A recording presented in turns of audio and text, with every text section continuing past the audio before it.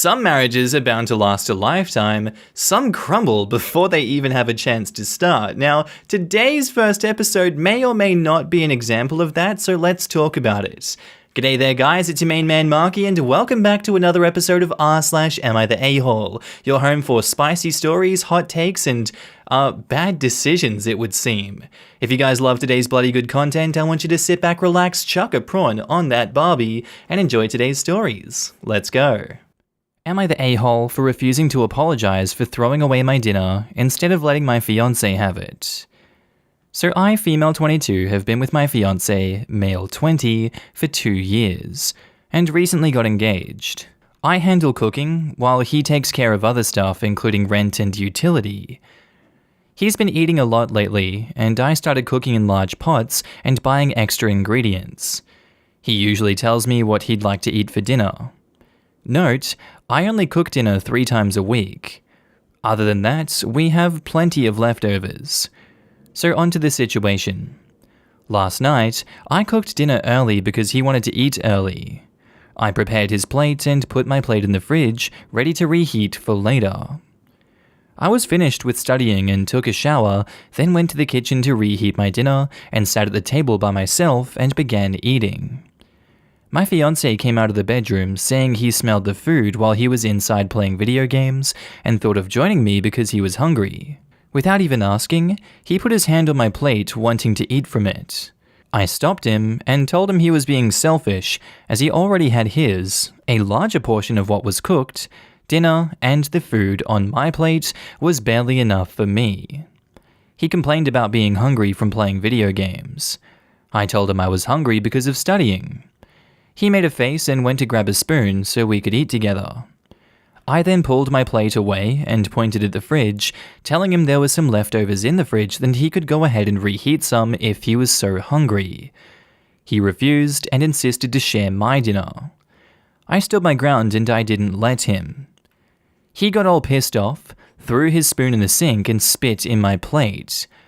I was 100% taken by surprise and was so livid and disgusted. I shouted, "What the F did he just do?" He just smirked at me, telling me to enjoy as he walked out. I called him effing childish, and he turned around and walked back in, saying I was the one acting like a high school bully for refusing to let him share my dinner and telling him to just have leftovers. I said he was being selfish and petty to spit in my plate to stop me from eating, and he managed to do it. I was so upset, and I couldn't eat what was on my plate. It was gross and disgusting. I threw it in the garbage can, and he threw another fit asking why I threw away perfect food, and he was counting on me to give it to him after he spit on it. We had a major fight, probably the biggest fight we've ever had thus far. He says I was wrong, I escalated, and he wants me to apologize first so we could put this past us. But I said there's no way that I'd apologize after he ruined my dinner and disregarded the time and effort that I had made to prepare dinner. My advice is to call off the engagement. He's only a fiancé at this point, and he's showed that he can't handle these situations, and that's enough for me to justify, like, screw this guy, find someone else that's better. So yeah, not the a-hole, and definitely do that. Now in the comments, Carl Drogue Ho says, "Not the a-hole, and I sincerely hope that you've already broken up with this man. Do not tie your life to his." Red flags are plenty. He dropped about 500 of these. Not the a-hole OP, but you could drive a B-52 bomber through your boyfriend's arsehole, it is so big. He spit in your food that you were eating because he is an angry, angry little man. Do not let anyone disrespect you like that. It'll only get worse. This isn't a red flag at all. Red flags are alarming, potentially suspicious behavior that indicates someone might be abusive. This is straight up abusive. Not the a-hole, and for the love of God, don't marry this dude. I had a guy spit in my face. Next day I tried to leave. He ran after me into the apartment hallway, threw my bag at the wall, picked me up and told me that I wasn't leaving. He never hit me but did shove me, scream in my face and disrespect my body. I'm lucky it was only 6 months. OP, leave. Mitmita Pepitas says, "Oh, you need to unload that baggage like yesterday. He is childish and abusive, not the a-hole. He's hungry from playing video games, abusive when OP won't go hungry because he's too lazy to work the microwave on his own. Her dinner was already left over from earlier when he had his fresh dinner. This man will just get worse. He spits in her food and acts like a victim when she throws it away. She needs to kick him to the curb. OP's not the a-hole. I just hopped on Reddit for the evening and this was the first post I saw, and I'm honestly just done. I feel so incredibly sad for OP. What a horrible person this guy is. I don't even know her, but she deserves better than this. No one deserves to be treated like this. I hope she reads all of these comments, and I hope they're a wake-up call. Our next post is by user ConsequenceOutside64, titled, "Am I the a-hole for not letting a girl check my phone to make sure I wasn't taking pictures of her?" So I'm at the gym today, and I'm walking towards an empty squat rack. 10 feet in front of, and 1 feet to the right of my rack, is another rack that a girl, Belinda 20 female, is doing squats on. While walking up, I briefly noticed that her leggings are see-through, and when she bends down in her squats, you can easily tell she's also not wearing underwear. That's not my business, that's her choice, but it made me uncomfortable to take a rack that was kinda behind her. I had been waiting my entire gym session for one of these racks to open up, and this was my last lift before leaving, so I went ahead and took it. I went through my workout as normal, and after every set I check my phone for 5 to 20 seconds. I track every single set for every single lift in a spreadsheet to note how much I lifted and for how many reps. Sometimes I need to remind myself what I did last week to make sure I'm progressing.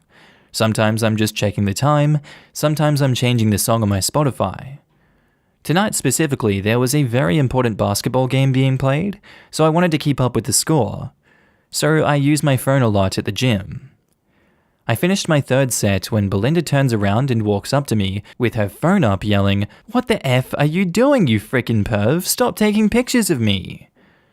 Now, I'm completely caught off guard, but I explained that I'm just taking notes of what I'm lifting, that I'm not paying attention to her at all.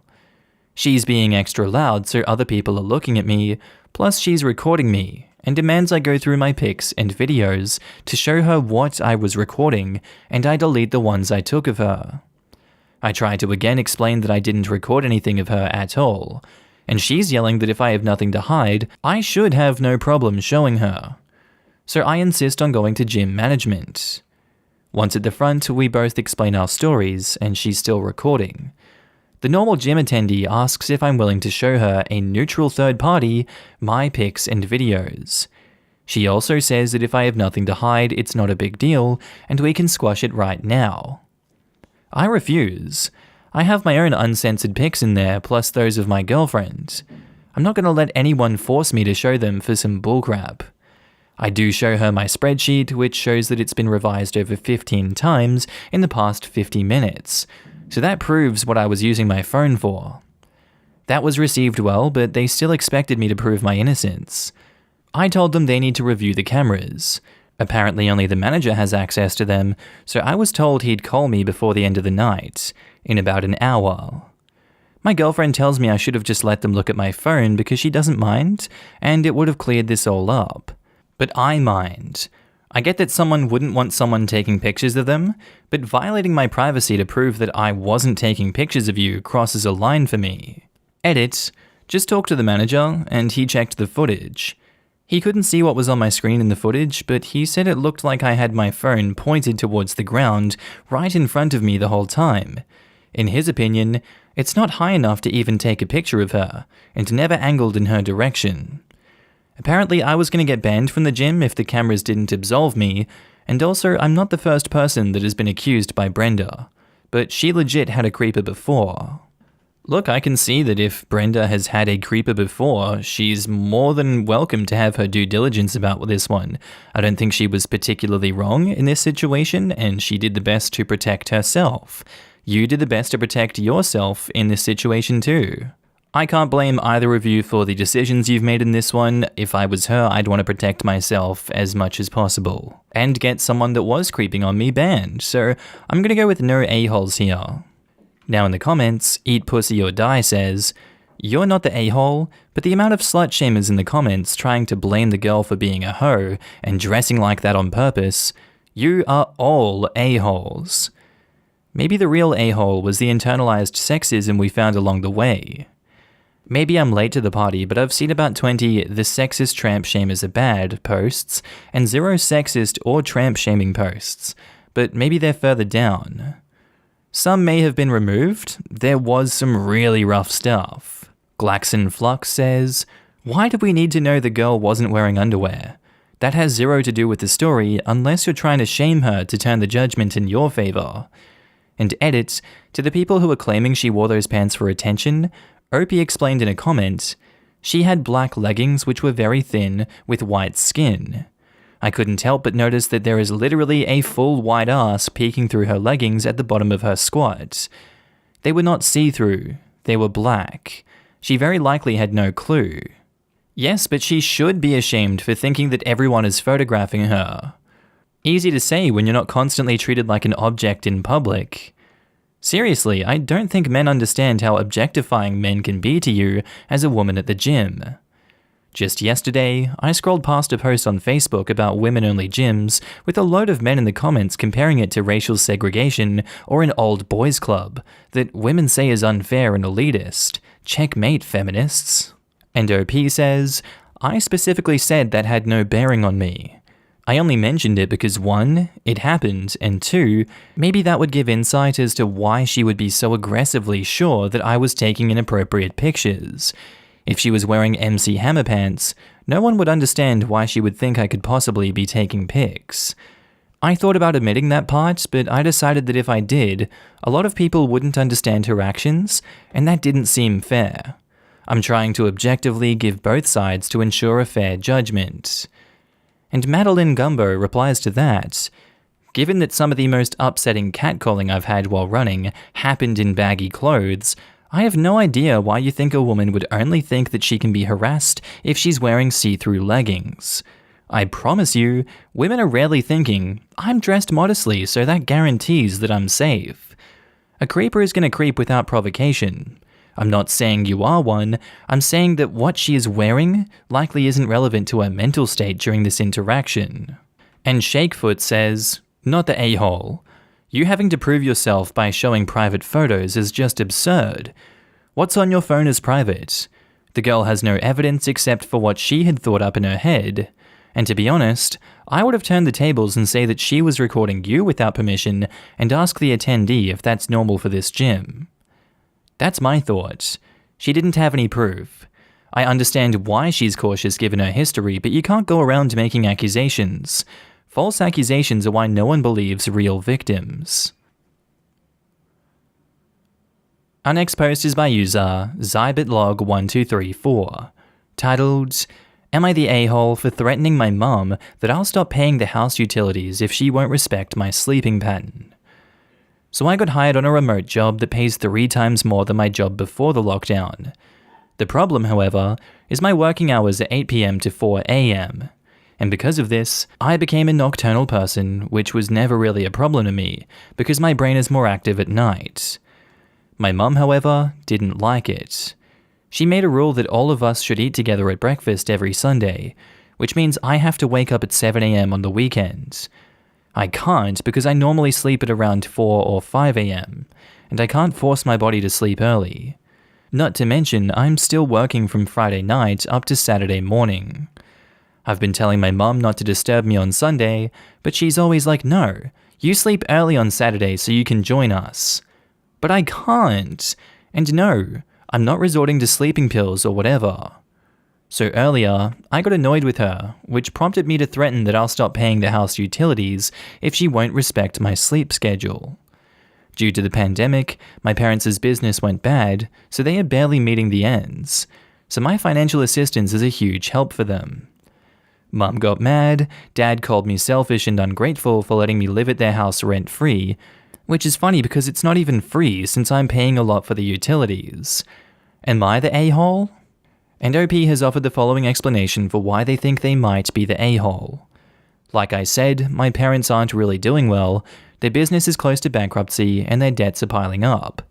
On top of that, my mum has a medical condition, diabetes and hypertension, which costs a fortune as well. So me threatening to stop splitting the bills with them is like making them suffer. I can't side with the parents in this case, although I do feel bad for them. Sleep deprivation is nothing to mess around with and is definitely no joke. I think what they're doing to OP is inherently wrong and needs to be stopped now rather than later. This stupid Sunday tradition can be moved forward to a Sunday brunch, even a Sunday dinner together, which is more common than a Sunday breakfast. They depend on OP for survival. OP doesn't depend on them. If they lose OP, they potentially lose their business. They are the ones that should be begging him for his help and not enforcing stupid draconian rules on him. That's wrong. OP is not the a-hole, they are. Now in the comments, Ice Cream Penis says, not the a-hole. Tell her that you'll be happy to have breakfast together as a family when you wake up at noon. You can call it brunch, or you can call it a compromise, whatever she prefers. Not the a-hole, they can be adults or they don't get their life subsidized by you anymore. In all fairness, you could say the same about OP. He's an adult living rent-free in his parents' house while his parents are struggling financially. He doesn't owe them because he's their kid. He does owe them because he's living there, in my opinion. I don't think asking someone to cover utilities on the house is a big ask in exchange for no rent. And edit, I'm not saying that his current contributions don't count as rent, I'm saying that threatening to not pay is not a good solution. Why does it matter if we call it rent or utilities? If he cuts them a check every month, he pays to live there. Because if he was actually living on his own, he'd have to pay rent and utilities. The cost for utilities doesn't just disappear, and it pales drastically compared to the cost of rent. Yes, but utilities for a single person should be much cheaper. We don't know what this entails.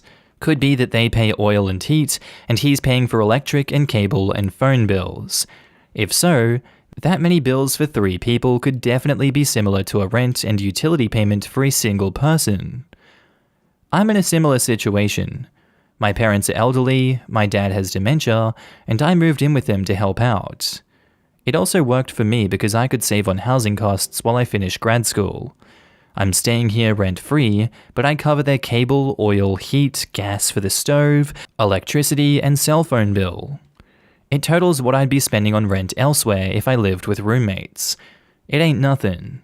And I also do all of the cooking, about 75% of the cleaning, and all the chores, which involve lifting and carrying anything heavier than a box of donuts, because they're old and not in great shape. Just because someone's an adult living with their parents rent-free doesn't mean they're a freeloader. And No Jellyfish 1208 says, not the a-hole. You need to sleep. She's the selfish one here, and she is in fact endangering your health. Sleep deprivation is a form of torture. No, not letting you sleep at all for days at a time is a form of torture. Waking you up a few hours early once a week is just being a massive asshole. What about the family breakfast? Is that not a form of torture? Depends on the family.